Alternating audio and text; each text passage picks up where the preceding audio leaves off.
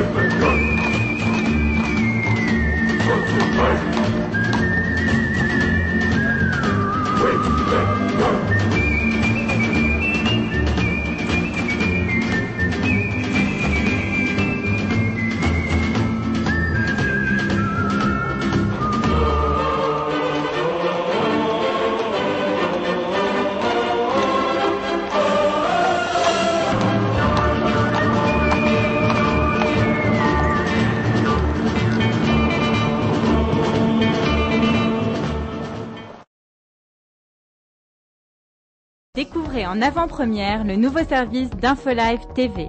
Recevez gratuitement chaque jour, en vidéo, les informations d'Israël et du Proche-Orient sur votre mobile. Pour vous abonner, entrez sur notre site www.infolive.tv et cliquez sur la bannière Service téléphone mobile. Aujourd'hui, le monde entier parle d'Israël. Mais qui parle d'Israël au monde entier, en temps réel, en 4 langues et en direct de Jérusalem? InfoLive.tv, la première chaîne de télévision internationale israélienne. 24 heures sur 24, 7 jours sur 7, suivez de l'intérieur l'actualité d'Israël et du Moyen-Orient. Des reportages, des interviews, un grand journal et des flash infos en images dès que l'actualité l'exige. InfoLive.tv, votre regard direct et vrai sur l'actualité d'Israël. Retrouvez InfoLive sur internet www.infolive.tv.